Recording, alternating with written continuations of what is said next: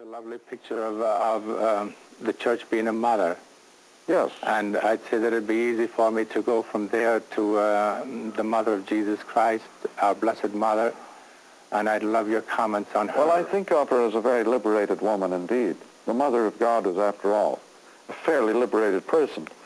And I think, therefore, that many of these rather controversial matters tend to fall into quite a different perspective when put against that ground. And that enormous ground, and all-enveloping ground, gives these little daily controversies a rather different stance, or a different view altogether. Yes. So I think of Our Lady as a perpetual means of aid in my studies. I think of her as our mother of good studies all the time. And she herself, having spent her years in the temple as a young girl studying the scriptures, has always been made the patron of studies, has she not? Yes, Our Lady of the Studies. And this, it seems to me, at a time like this, is a very great role for her to play, because the things that we now have to study in the world are rather tremendous and new.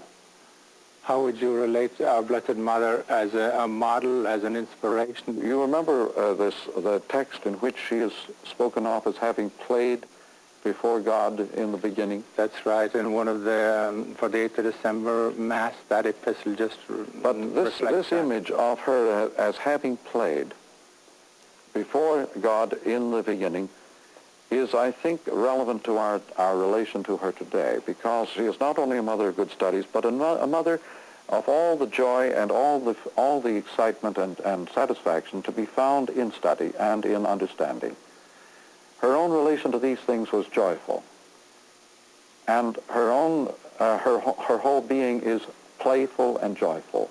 She is also our Lady of Sorrows, Our Lady of Mercy, but in this relationship of studies, there is that of joyful discovery.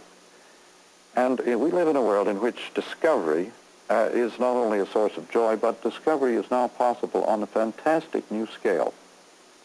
In the electric age, the amount of information available to man about himself and about the rest of mankind and about the world we live in, the amount of information available instantly and totally at all times is beyond anything that previous ages ever knew.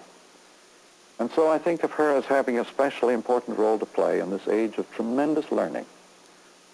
Would you say that that womanhood today can really practically, in a practical way, find guidance and invitation to confront their problems and solve them? And would you say that womanhood in a special way is a victim today? Yes, I think that women have become the victims of, as they say, a man's world, but a man's world at the last gasp of its old pattern of extreme specialism and fragmentation. The world that we are leaving behind us, the old 19th century world of hardware and industrial specialism and job holding, all this kind of world is yielding to a new world of role-playing and joyfulness and fulfillment in depth, rather than in the superficial functionary pattern of the job holder. Now, women today are caught between these two worlds. And they want to be liberated from the old world. They want to be initiated into the joys of the new role-playing and the new depth involvement in a great and exciting life. Actually, it's obvious to me that the family represents a much richer role for all members of the family than anything else that is available to man. That the family, as a means or as a situation for role-playing and involvement, is not only immemorial, but is profoundly natural to man and profoundly necessary for his daily nourishment and comfort.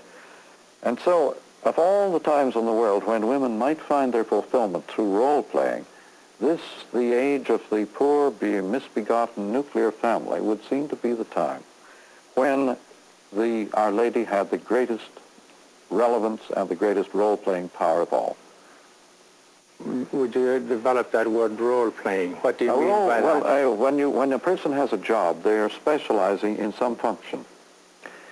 An artist, it is said that an artist is always at play because he uses all of his faculties.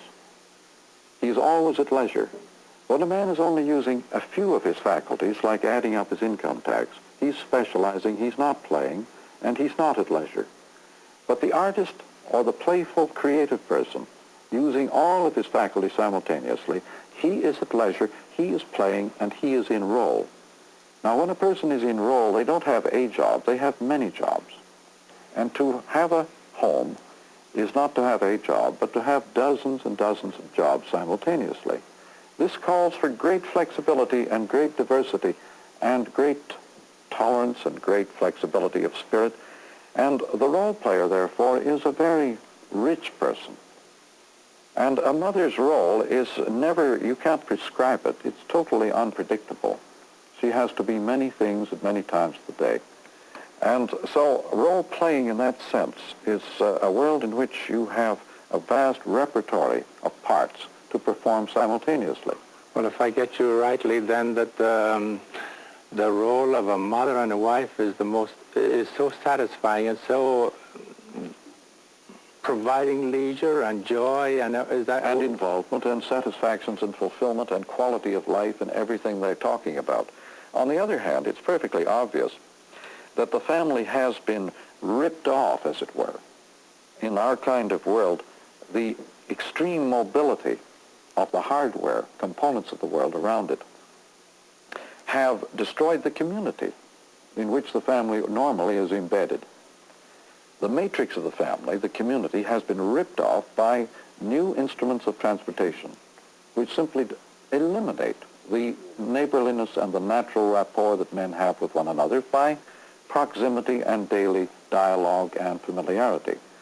It is the daily dialogue and familiarity that has been ripped off by rapid transport, so that people now go as quickly to Berlin or to Munich or to Moscow as formerly they made a short journey, or rather a 30 or 40 mile journey to some neighborhood in their own country. Now this has temporarily at least destroyed what we call community. And so the family is left isolated, the nuclear family, stark, naked, unsupported by community. Now a family in which you have no community is naturally one that is put under a terrible stress. If only the members of the family are there to constitute community and neighborliness, this is surely bare bones. And it's a pretty stark situation. So this is one of the contributing factors to the trauma and the distress that a family is suffering today. Would you think that this is passing, that there's a hope that community will be restored? Paradoxically, as the instruments of transportation speed up to greater and greater speeds, then instead of people being thrust apart, they're brought back closer together again, so that even the nuclear family can now be reunited by jet plane on weekends. Well, our time is out, and I want to say, in behalf of those that have been enriched so well by you, and most of all, on behalf of myself, Marshall, a million thanks to you. Well, thank you, Father. I hope that we have been right on, as they say.